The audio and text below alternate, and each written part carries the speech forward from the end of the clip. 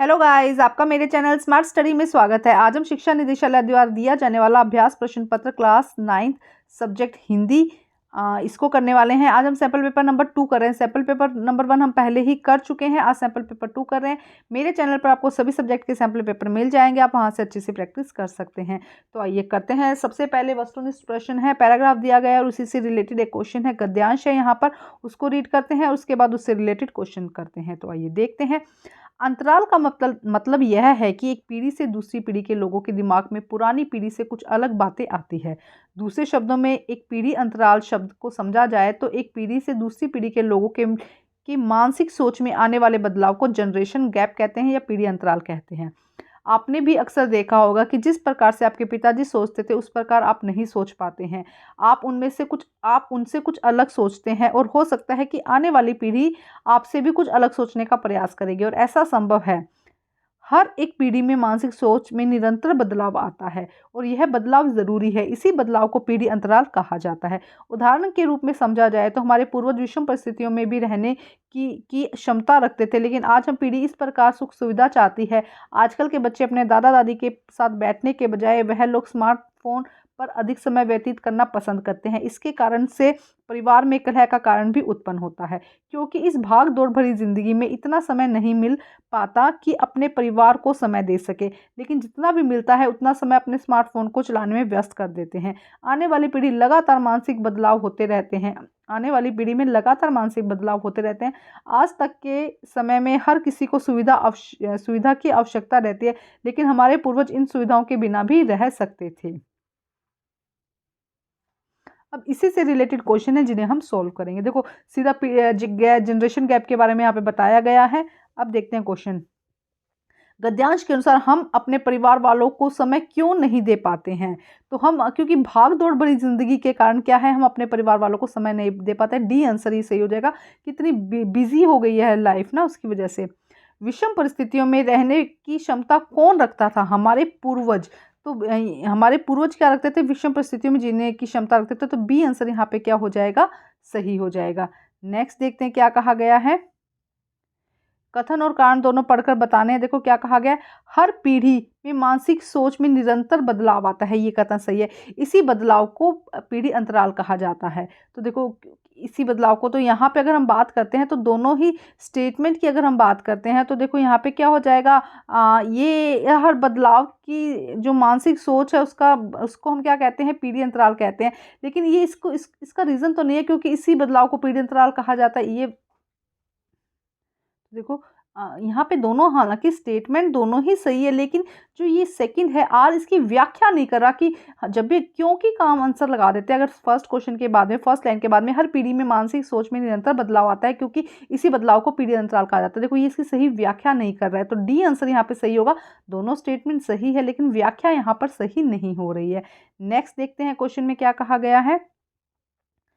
आज की पीढ़ी हर प्रकार की सुविधा चाहती है। गद्यांश में आए इस कथन के पक्ष के आधार पर कौन सा तर्क सही है? पृथ्वी पर उपलब्ध संसाधनों की तुलना में हमारे लिए सुविधाएं लगातार बढ़ती जा रही है। देखो, यहाँ पे इस तरह का कुछ दिया ही नहीं। आज के समय में हर किसी को सुविधा की आवश्यकता रहती है, सही है। आजकल के बच्चे अपने दादा दादी के साथ समय बैठने के बजाय स्मार्टफोन पर अधिक समय व्यतीत करना पसंद करते हैं। तो सेकंड और थर्ड स्टेटमेंट सही है। तो डी आंसर यहाँ पे क्या हो जाएगा? सही हो जाएगा, जिसमें सेकंड और थर्ड स्टेटमेंट सही है। नेक्स्ट देखते हैं क्या कहा गया। एक पीढ़ी से दूसरी पीढ़ी के लोगों में मानसिक सोच में आने वाले बदलाव को क्या कहा जाता है? तो जनरेशन गैप। सी आंसर यहाँ पे क्या हो जाएगा? सही हो जाएगा। अब नेक्स्ट एक काव्यांश है, 5 मार्क्स का क्वेश्चन है, उससे रिलेटेड क्वेश्चन है। तो पहले काव्यांश पढ़ते हैं। मस्ती से भर के जबकि हवा सौरभ से बरबस उलझी पड़ी, तब उलझ पड़ा मेरा सपना कुछ नए नए अरमानों से। गेंदा फूल जब बागों में, सरसों फूली जब खेतों में, तब फूल उठी सहसा उमंग मेरे मुरझाए प्राणों में। कलिका के चुंबन की पुलकुल मूर्खित जब अली में गुंजन में, तब उमड़ पड़ा उन्माद प्रबल मेरे इन बेसुध गानों में। ले नई साथ ले नया रंग, मेरे आंगन आया बसंत, मैंने अनजाने ही आज बना हूँ मैं अपने अनजाने में। जो बीत गया वो विभ्रम था कुरूप वह कठोर, मत याद दिलाओ उस काल की, कल में असफलता रोती है। जब एक कुहासे सी मेरी सांसें कुछ भारी भारी थी, दुख की वह धुंधली परछाई अब तक आंखों में सोती है। तो अब देखो इसी से रिलेटेड क्वेश्चन है। पैराग्राफ थोड़ा सा डिफिकल्ट है, जो सैम्पल पेपर 1 में है वहाँ पे काफ़ी इजी पैराग्राफ दिया गया है, ये काव्यांश दिया गया है। पद्यांश के अनुसार खेतों में किसके फूल खिले हैं? तो खेतों में किसके फूल खिले हैं? सरसों के फूल। डी आंसर यहाँ पे क्या हो जाएगा? सही हो जाएगा। नेक्स्ट, पद्यांश के अनुसार गेंदे के फूल कहाँ खिले हैं? गेंदे के फूल बागों में खिले हैं। सी आंसर यहाँ पे क्या हो जाएगा? सही हो जाएगा। नेक्स्ट देखो क्या कहा गया, कथन और उसकी व्याख्या करनी है। नई साद नया रंग लेकर मेरे आंगन में बसंत आया, क्योंकि इससे मेरे मुरझाए हुए प्राणों में उमंग भर उठा। तो देखो नया आया तभी तो ये उठा है ना, तो ये यहाँ पे दोनों ही क्या हो जाएंगी? सही हो जाएंगी। सी आंसर यहाँ पे क्या हो जाएगा? सही हो जाएगा। ठीक है, नेक्स्ट देखते हैं, आंखों में किसकी परछाई अब तक सोती है? तो आंखों में किसकी परछाई? दुख की परछाई। ए आंसर यहाँ पे क्या हो जाएगा? सही हो जाएगा। सरसों फूली जब खेतों में, तब फूल उठी सहसा उमंग। कविता में पंक्ति का क्या आशय है? देखो क्या कहा जा रहा है, सरसों के पीले फूल हमारे अंदर उमंग और उत्साह भरते हैं। सी आंसर यहाँ पे सही आएगा। देखो सरसों फूली, सरसों जब उगी खेतों में तब फूल उठी सहसा उमंग, तब उसमें हमारे अंदर क्या आ गया? उत्साह और उमंग भर दिया उसने। सी आंसर यहाँ पे सही आ जाएगा। हम क्वेश्चन नंबर 3 देखते हैं। उपसर्ग और प्रत्यय से रिलेटेड क्वेश्चन है। सबसे पहले अनुभव में उपसर्ग बताइए। तो अनुभव में अगर हम बात करते हैं तो अनु यहाँ पे क्या हो जाएगा? उपसर्ग हो जाएगा। ए आंसर यहाँ पे सही है। नैतिकता में कौन सा प्रत्यय लगा है? तो नैतिक एक शब्द है और यहाँ पे ता प्रत्यय लगा है, तो बी आंसर यहाँ पे क्या हो जाएगा? करेक्ट हो जाएगा। नेक्स्ट देखते हैं, प्रतिभागी में मूल शब्द और उपसर्ग को आपको अलग करना है। तो भागी एक शब्द हो गया और प्रति यहाँ पे मूल शब्द हो गया, तो इसका आंसर यहाँ पर हो जाएगा प्रतिभागी। तो बी आंसर यहाँ पे क्या हो जाएगा? सही हो जाएगा। प्रति एक उपसर्ग है और भागी यहाँ पे भाग प्लस ई यहाँ पे प्रत्यय और लग जाएगा, तो बी आंसर यहाँ पे सही हो जाएगा। अब हम देखते हैं घ आंसर। देखो घ में क्या कहा गया है, उपसर्ग के गुण पहचान कर नीचे दिए गए विकल्पों में से सर्वाधिक उपयुक्त उत्तर वाला विकल्प चुनना है। उपसर्ग शब्द के प्रारंभ में लगते हैं, सही है स्टेटमेंट। देखो फर्स्ट स्टेटमेंट सही है। उपसर्ग अंत में नहीं लगते। उपसर्ग लगने से वाक्य के अर्थ में परिवर्तन आ जाता है, बिल्कुल। जैसे कि भाव और भाव के आगे ए लग गया, अभाव, देखो अपोजिट बन गया, तो बिल्कुल उपसर्ग में चेंज आ जाता है। प्रत्यय में नहीं आता है चेंज। उपसर्ग लगने के बाद प्रत्यय में कोई, ये देखो ये नहीं है, तो मतलब फर्स्ट एंड थर्ड यहाँ पर क्या है? सही है। तो सी आंसर यहाँ पे क्या हो जाएगा? सही हो जाएगा। उसके बाद नेक्स्ट देखते हैं question. Column first and second को संलग्नित करना है, देखते हैं। अच्छा चलो, सीमित। देखो सीमित में क्या है? इत यहाँ पे क्या है? प्रत्यय है, तो फर्स्ट हो जाएगा। ठीक है। सामाजिक, समाज प्लस एक सामाजिक। मिठाई वाला, मिठाई प्लस वाला मिठाई वाला, तो ये कॉम्बिनेशन हम देखते हैं कि कहाँ पर है। तो ये देखो फर्स्ट, फिर थर्ड एंड सेकंड, ये डी आंसर। तो डी आंसर हमारा यहाँ पे क्या हो जाएगा? सही हो जाएगा। उसके बाद क्वेश्चन नंबर 4 देखते हैं क्या कहा गया है। यहाँ पे समाज से रिलेटेड क्वेश्चन नंबर 4 है। तो देखो क्या कहा गया है, दोपहर समस्त पद का विग्रह होगा। यहाँ पे दो पहरों का समाहार, तो सी आंसर यहाँ पे क्या हो जाएगा? सही हो जाएगा। त्रिभुवन समस्त में पद होगा, त्रिभुवन। तो देखो त्रिभुवन में समास कौन सा है? द्विगु। यहाँ पे क्या आएगा? द्विगु समास। देखो यहाँ पे त्रि मतलब संख्या की जब बात होती है, जब संख्या से पहला शब्द जब संख्या होता है, तब वो समास कौन सा होता है? द्विगु समास। तो सी आंसर यहाँ पे क्या हो जाएगा? सही हो जाएगा। उसके बाद नेक्स्ट देखो क्या कहा गया है, जहां समस्त पदों में विद्यमान दो पदों में से कोई प्रधान न होकर तीसरे अन्य पद की प्रधानता बताता है। क्या कह रहे हैं कि जब क्या होता है, तीसरे पद की प्रधानता बताई जाती है। पहले जो दो पद हैं वो प्रधान न होकर तीसरे अन्य ही किसी पद के बारे में बताया जाता है, तब वो क्या होता है? तो देखते हैं आंसर इसका। तो जब दो पद क्या होते हैं समान होकर उसकी अलग की व्याख्या करते हैं, तो उसे हम बहुब्रीहि समास कहते हैं। D answer. जैसे कि गजानन, गज के जैसा है आनंद, जिसका किसकी बात हो रही है? गणेश जी की बात हो रही है ना, तो ऐसे समास को हम क्या कहते हैं? बहुब्रीहि समास कहते हैं। नेक्स्ट देखो क्या कहा गया है। घ में देखो क्या कहा गया है, निम्नलिखित में से समासों में कर्मधारय समास के उदाहरण देने हैं। कर्मधारय समास के देखो हम यहाँ से देखते हैं। कर्मधारय, माता और पिता। अगर माता और पिता की बात करते हैं हम, तो माता और पिता क्या है, जब भी योजक चिन्ह, इस तरह का योजक चिन्ह आ जाता है तो वो होता है द्वंद्व समास, जहाँ पे माता और पिता बनेगा, तो ये हो जाएगा द्वंद्व समास। नील गगन, पीताम्बर और रात दिन। रात दिन में भी योजक चिन्ह आ रहा है, मतलब ये भी द्वंद्व समास है। हमें क्या चाहिए? कर्मधारय समास। नीला है गगन, पीला है अंबर, है ना, तो ये सेकंड और थर्ड, मतलब कि यहाँ पर अगर हम बात करें तो बी आंसर यहाँ पे क्या हो जाएगा? सही हो जाएगा। क्वेश्चन नंबर डे देखते हैं हम, यहाँ पे भी संलग्नित करना है। सबसे पहले क्या दिया गया, त्रिवेणी। त्रिवेणी मतलब यहाँ पे क्या हो जाएगा, द्विगु समास, द्विगु से दो बना और त्रि मतलब संख्यावाचक, ठीक है। उसके बाद गजानन, गजानन गज के जैसा है आनंद जिसका, तो ये क्या हो जाएगा यहाँ पे, गजानंद हो जाएगा यहाँ पे। बताइए क्या हो जाएगा गजानंद, अभी मैंने बताया आपको, ये हो जाएगा यहाँ पे बहुप्रीगी समास, ठीक है। उसके बाद पाठशाला, पाठशाला यहाँ पे क्या हो जाएगा, तत्पुरुष समास, तो पाठशाला यहाँ पे क्या हो जाएगा, तत्पुरुष समास। तो देखो यहाँ पे डी आंसर क्या हो जाएगा, सही हो जाएगा। तो डी, एक सेकेंड, डी नहीं यहाँ पर, ये क्या है, एक सेकेंड, यहाँ पे बी आंसर देखो, फर्स्ट का यहाँ पे सेकंड हो जाएगा, ए आंसर, ये देखो ए आंसर यहाँ पे सही हो जाएगा। देखो फर्स्ट का यहाँ पे सेकंड, फिर उसका थर्ड एंड फर्स्ट, हाँ तो ए आंसर यहाँ पे क्या हो जाएगा, जो क्वेश्चन है फोर्थ का ए आंसर सही हो जाएगा। नेक्स्ट देखते हैं क्या कहा गया क्वेश्चन नंबर 5 में, अर्थ की दृष्टि से वाक्य भेद के आधार पर हमें प्रश्न बताने हैं। वाक्य बताना है कि किस तरह का वाक्य में भेद है। वाक्य का प्रकार बताइए, सूर्य पश्चिम में अस्त होता है। तो जब भी देखो ये चीज पहले आपको समझना, 4 या 5 टाइप के वाक्य होते हैं जो मोस्टली आते हैं। विधानवाचक जिसमें एक स्टेटमेंट दी जाती है, जैसे सूर्य पश्चिम में उगता है, पूर्व में उगता है, पश्चिम में ढलता है, या ऐसी तरह की कोई भी एक स्टेटमेंट आती है जिससे एकदम सच है, उसे हम क्या कहते हैं, विधानवाचक। आज्ञावाचक जिसमें कोई परमिशन दी जाती है, प्रश्नवाचक जिसमें कोई प्रश्न पूछा जाता है, और निषेधवाचक जिसके अंदर मना या ना किया जाता है, नहीं का आता है। उसके अलावा आता है विस्मय बोधक, जिसमें कि विस्मयवाचक मतलब जिसमें कि एक इस तरह का साइन आता है, इस तरह का क्वेश्चन है, वो मार्क आता है जो हो जाता है विस्मयबोधक। तो अब हम यहाँ पे देखते हैं क्या हो जाएगा, सूर्य पश्चिम में अस्त होता है, मतलब कि एक स्टेटमेंट दी गई है जो कि सही है, तो विधानवाचक ए आंसर यहाँ पे क्या हो जाएगा, सही। नेक्स्ट देखिए, वाक्य का प्रकार बताइए, आह कैसा सुंदर दृश्य है। तो देखो इस तरह का मैंने अभी बताया था, इस तरह का अगर साइन आता है तो कौन सा हो जाता है, विस्मयवाचक। सी आंसर यहाँ पे क्या हो जाएगा, सही हो जाएगा।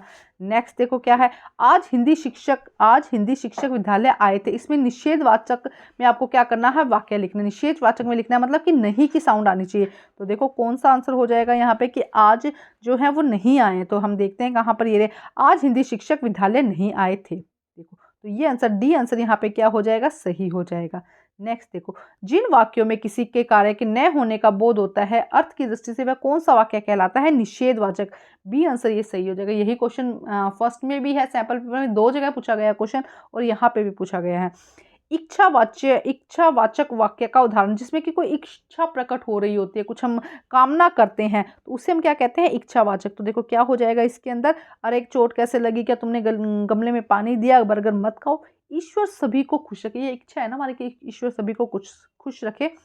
तो बी आंसर यहाँ पे क्या हो जाएगा, सही हो जाएगा। नेक्स्ट देखते हैं, अलंकार से रिलेटेड क्वेश्चन है। क्वेश्चन नंबर 6 में देखो क्या कहा गया है। सबसे पहले सत्यशील दृढ़ ध्वजा पताका में अलंकार हमको बताना है कि कौन सा अलंकार है। तो देखते हैं इसके अंदर कौन सा अलंकार है। प्रश्न नंबर 6 की हम बात कर रहे हैं, तो देखो कौन सा है, यहाँ पर रूपक अलंकार हो जाएगा। डी में यहाँ पे क्या हो जाएगा, रूपक अलंकार। सत्यशील दृढ़ ध्वजा पताका में यहाँ पे क्या आंसर हो जाएगा, रूपक अलंकार। नेक्स्ट देखते हैं क्या कहा गया, नील कमल से सुंदर नयन, नील कमल से सुंदर नयन, इसमें कौन सा अलंकार है। तो देखो इसके अंदर एक मतलब नयन की बात, आंखों की बात हो रही है कि नील कमल के जैसे सुंदर है, तो एक हम क्या करें, उपमा दी जा रही है, उसकी प्रशंसा की जा रही है, तो सी आंसर आ जाएगा। जब भी किसी की उपमा या प्रशंसा बहुत ज्यादा की जाती है तो उसे उपमा अलंकार कहते हैं।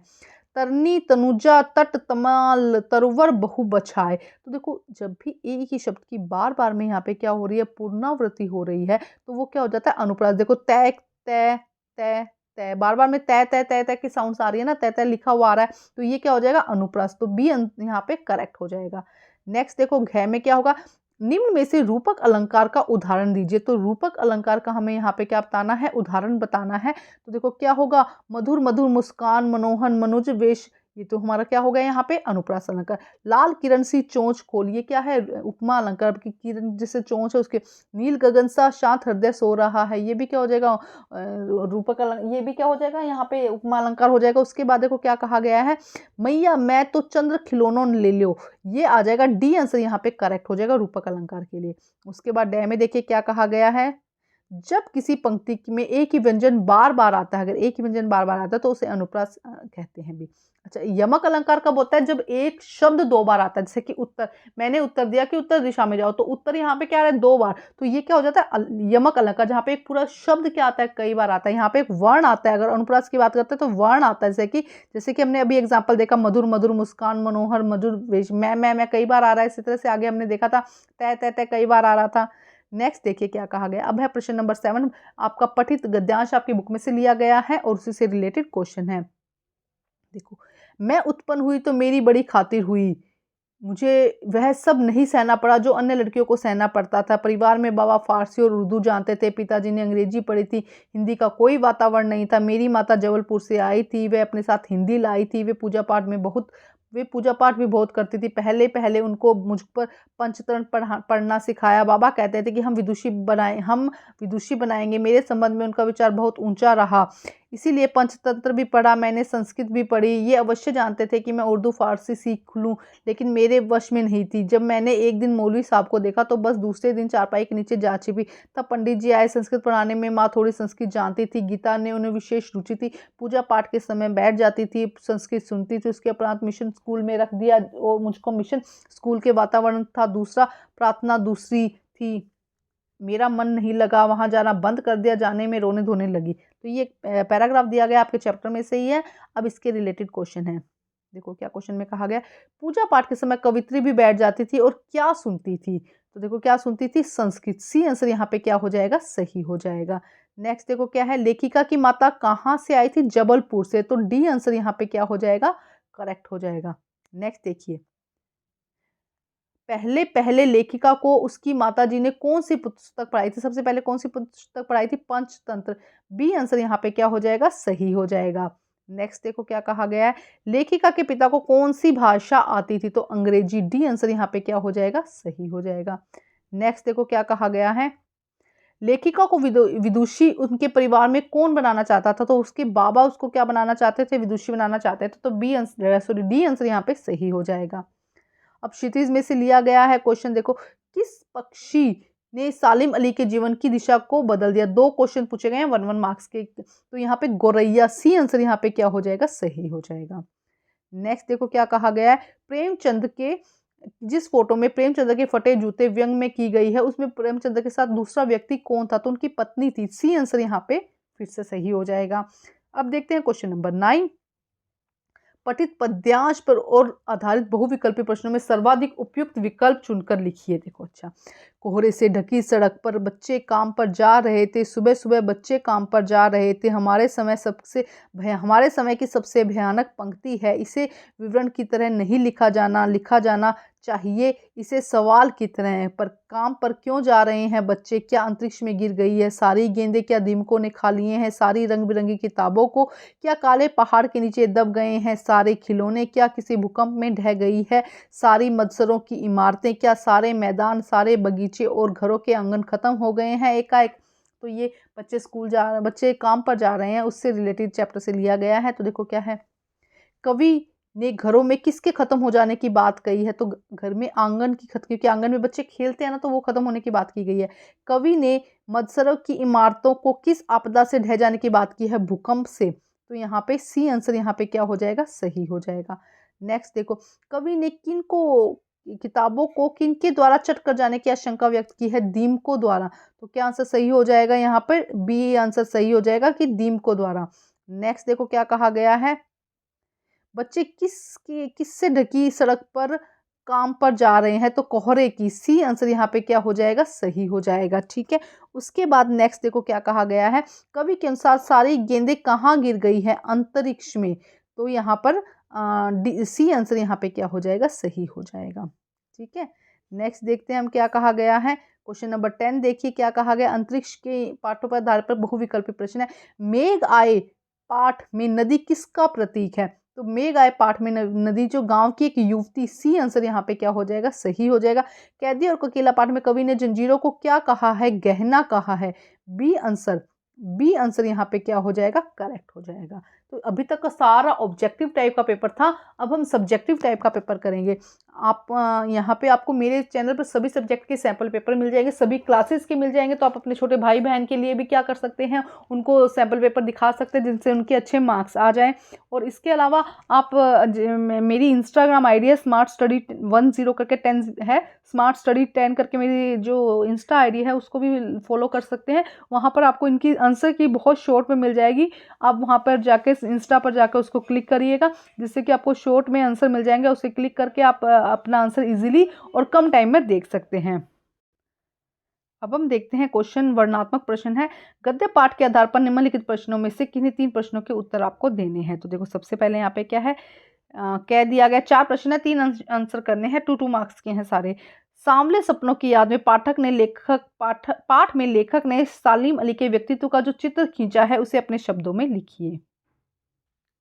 देखो क्या कहा गया है, प्रकृति प्रेमी सालिम अली एक विचारशील व्यक्ति थे। प्रकृति और पक्षियों के प्रति उनके मन में कभी न खत्म होने वाली जिज्ञासा थी। उनका जीवन काफी रोमांचकारी था तथा उनका स्वभाव भ्रमणशील था। कभी भी किसी भी वक्त वे पक्षियों के बारे में पता करने से नहीं निकल जाते थे। देखो क्या है, प्रकृति से प्रेम करते थे, पक्षियों के मन में उनका बहुत ज्यादा प्रेम था, जिज्ञासा थी। उसके अलावा जीवन काफी रोमांचकारी था, भ्रमणशील था। किसी भी व्यक्ति मतलब किसी भी वक्त वे पक्षियों के बारे में जानने के लिए निकल पड़ते थे।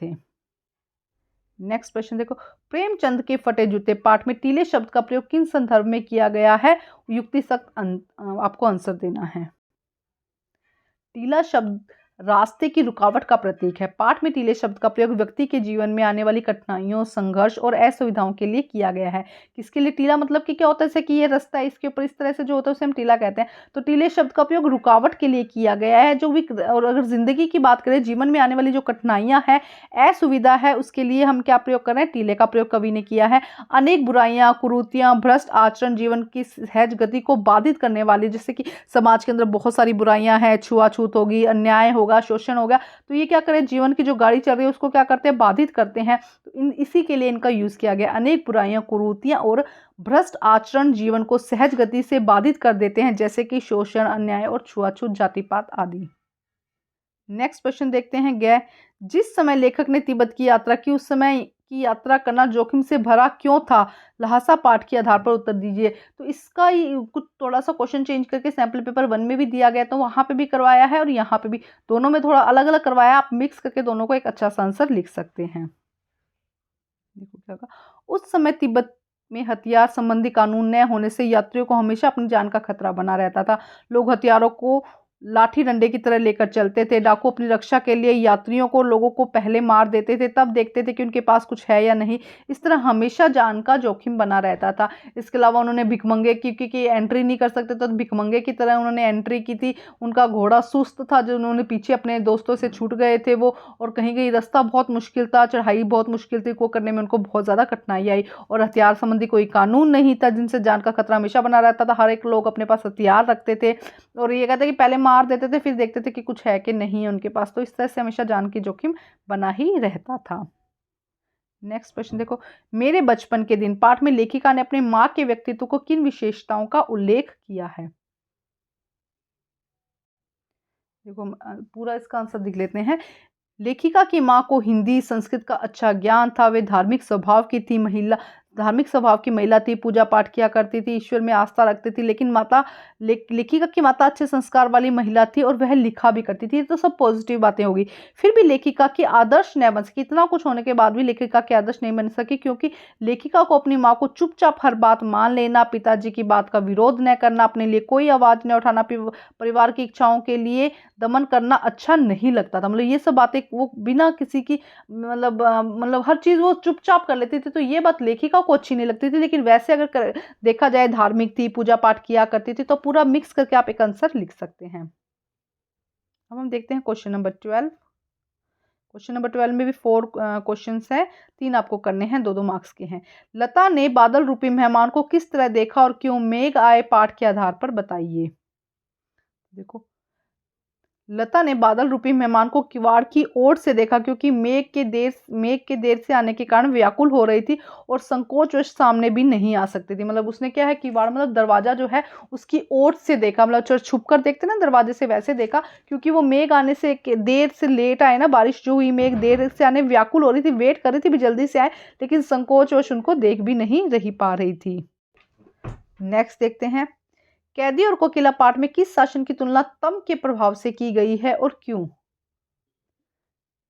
अंग्रेजी शासन की तुलना कवि ने अंधकार या तम के प्रभाव से की है, क्योंकि अंग्रेजी सरकार की कार्यप्रणाली अंधकार की तरह काली है। यहाँ अन्याय अंधकार का प्रतीक है, क्योंकि अंग्रेजों की शासन प्रणाली अन्यायपूर्ण, मतलब वो क्या कर रहे हैं, अंधकार में कुछ दिखाई नहीं देता ना, वैसे ही जो अंग्रेजों की शासन प्रणाली है उसके अंदर कुछ दिखाई, उनको सच और झूठ दिखाई नहीं दे रहा, वो अब सिर्फ अंग्रेजों की पक्ष ले रहे हैं, और जो बाकी लोग हैं, जो इंडियंस हैं, या जो हम ये कहें दूसरे लोग, उन पे अन्याय करते जा रहे हैं, इसीलिए ये एक अंधकार का प्रतीक है। अंग्रेजों की शासन प्रणाली अन्यायपूर्ण है। नेक्स्ट देखिए क्वेश्चन, ग्रामश्री कविता में किस मौसम के सौंदर्य का वर्णन किया गया है? देखिए, कविता में बसंत ऋतु के सौंदर्य का वर्णन किया गया है। इसी ऋतु में पेड़ों से पत्ते गिरते हैं, उन पर नई कोपले, पत्तियां, फल, फूल आने शुरू होते हैं। फसलों तथा सब्जियों के फलने फूलने का भी समय यही होता है। नेक्स्ट देखिए क्या कहा गया है, सुविधा और मनोरंजन के उपकरणों से बच्चे वंचित क्यों हैं? बच्चे काम पर जा रहे हैं, पाठ के आधार पर आपको स्पष्ट करना है। बच्चे सुविधा और मनोरंजन के उपकरणों से वंचित इसलिए हैं क्योंकि उन मासूम बच्चों के माँ बाप माता पिता के पास धन की कमी है। उनके माँ बाप गरीब हैं, वह मुश्किल से अपना पेट भर पाते हैं, तो उनके पास उनके लिए खेल खिलौनों के कहाँ तो उनके पास उनके लिए खेल खिलौने कहाँ से आ सकते हैं। इसी आर्थिक तंगी के कारण बच्चों को काम पर जाना पड़ता है और सुख सुविधाओं से दूर रहना पड़ता है। मतलब उनके पेरेंट्स इतने गरीब हैं कि वो खिलौने तो क्या, उनको खाना ही बड़ी मुश्किल से ला पा रहे हैं, इसलिए तो वो काम पर जा रहे हैं, जिसकी वजह से वो बाकी सुख सुविधाओं और मनोरंजन के जो उपकरण हैं उनसे वंचित हैं। अब हम करते हैं क्वेश्चन नंबर 13। देखो क्या कहा गया क्वेश्चन नंबर 13 में, एक सेकेंड, देखो क्या है, 50 to 60 वर्ड्स में आपको लिखना है, और 3 क्वेश्चन है, 2 क्वेश्चन आपको करने हैं इसके अंदर।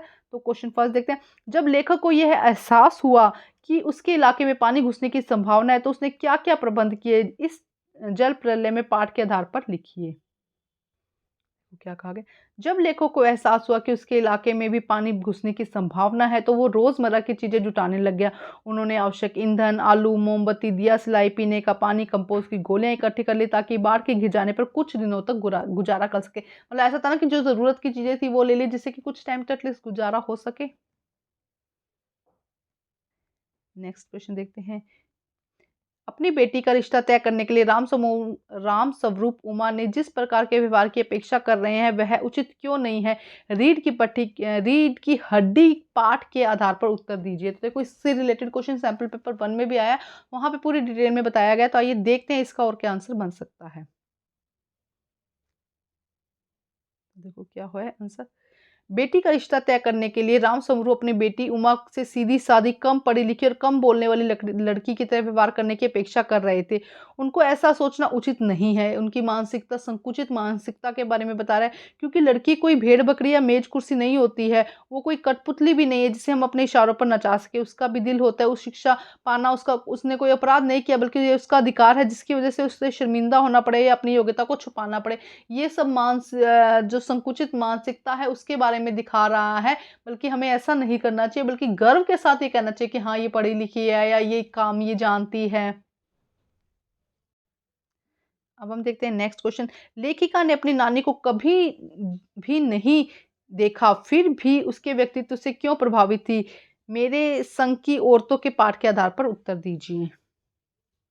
देखो क्या आंसर हो जाएगा, लेखिका ने अपनी नानी को कभी नहीं देखा, परंतु अपनी नानी के बारे में जो कुछ भी सुना था उसके कारण उसके व्यक्तित्व से बहुत अधिक प्रभावित थी। उसकी नानी ने पारंपरिक, अनपढ़ और पर्दे में रहने वाली महिला होते हुए भी विलायती ढंग से जीवन जीने वाले बैरिस्टर पति के साथ बिना किसी शिकायत के जीवन बिताया।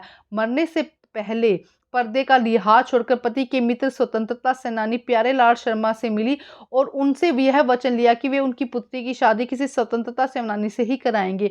उनके इन्हीं क्रांतिकारी कदमों से लेखिका को प्रभावित किया। मतलब वो एकदम देखो वो थी क्या कहते हैं एकदम पारंपरिक अनपढ़ थी, लेकिन फिर भी उन्होंने क्या किया, क्रांतिकारी आंदोलन में किसी न किसी तरह से पार्टिसिपेट किया, अपनी बात पर रही और क्रांतिकारी कदमों के कारण ही लेखिका उनसे क्या हुई, बहुत ज़्यादा प्रभावित हुई। अब हम देखते हैं नेक्स्ट क्वेश्चन। तो नेक्स्ट क्वेश्चन देखो क्या है, 100 शब्दों में आपको अनुच्छेद लिखना है। वृक्ष धरती के आभूषण पेड़ों के बारे में लिखना है, हमारे विद्यालय के बारे में लिखना है, हमारे विद्यालय का स्वतंत्रता दिवस समारोह। तो यहाँ पे कुछ हिंट्स भी दिए गए हैं, तो ये क्वेश्चन आप अपने आप कर सकते हैं। अगर कुछ करने में दिक्कत है तो मैं इसका आपको लोगों को कमेंट मुझे बता दीजिएगा, मैं इसका वीडियो बना दूंगी। नेक्स्ट क्वेश्चन देखते हैं, आपको पत्र लिखना है। आप रवीश या सकीना है, सहायक पुस्तक की आवश्यकता है आपको, और पुस्तकालय अध्यक्ष से पुस्तक मंगवाने के लिए प्रार्थना पत्र लिखना है, या ग्रीष्मकाल अवकाश के लिए समर कैंप के लिए निमंत्रण देते हुए आपको क्या लिखना है, पत्र लिखना है। तो ये भी आसान है, वही मैं कह रही हूँ, अगर कोई दिक्कत है तो कमेंट कर लीजिएगा, जैसे ही आप वो करेंगे मैं आपके लिए वीडियो बना दूंगी। आप मेरी इंस्टा आईडी SMART_TSTUDY10 पे जाकर आप वहाँ पर इसको फॉलो कर सकते हैं, और हर एक इन्फॉर्मेशन आपको वहाँ पर मिल जाएगी। ज़्यादा से ज़्यादा वीडियो को लाइक करो, जिससे कि क्या हो, सब लोगों तक ये वीडियो पहुँच सके। और लाइक बहुत कम आते हैं, तो ये आपसे मैं कह रही हूँ कि प्लीज़ लाइक करा करो वीडियो को, जिससे कि क्या होगा, अच्छा लगता है, मुझे भी मोटिवेशन मिलता है। अब देखो उसके बाद एक लघु कथा लिखनी है, जल जल ही जीवन पर, प्रकृति का वरदान, जंगल की जल संकट की स्थिति, जल प्रबंधन से लाभ। ठीक है, इनमें से किसी एक टॉपिक पर लिखना है। या यहाँ पे क्या कहा गया कि आपका पासपोर्ट खो गया है, तो पासपोर्ट सेवा में 100 शब्दों का ईमेल लिखकर नया पासपोर्ट बनाने के लिए अनुरोध करना। मैंने नया पासपोर्ट बनाना, उसके लिए ईमेल लिखना है। उसके बाद बढ़ते प्रदूषण पर 2 विद्यार्थियों के बीच संवाद, ये तो ऐसा ही क्वेश्चन उसके अंदर भी आया था। मनीषा ऐप कलांश को पढ़ते समय आपकी किताब कहीं रह गई है, तो इसकी सूचना देते हुए एक आलेख तैयार करना है, सूचना पत्र लिखना है। तो ये जो लास्ट के चारों क्वेश्चन है, अगर आप लोगों को कहीं प्रॉब्लम आ रही है तो इसका भी वीडियो मैं बना दूंगी, कमेंट कर दीजिएगा। जितने ज्यादा कमेंट होंगे तो मुझे लगेगा हाँ वाकई में आप लोगों को दिक्कत हो रही है। इसी तरह सैंपल पेपर 1 में भी लास्ट के जो 4 क्वेश्चन है उनका भी वीडियो मैं बना दूंगी। सभी सैंपल पेपर मेरे चैनल पर मिल जाएंगे, आप अच्छे से तैयारी कर सकते हैं। Thank you guys.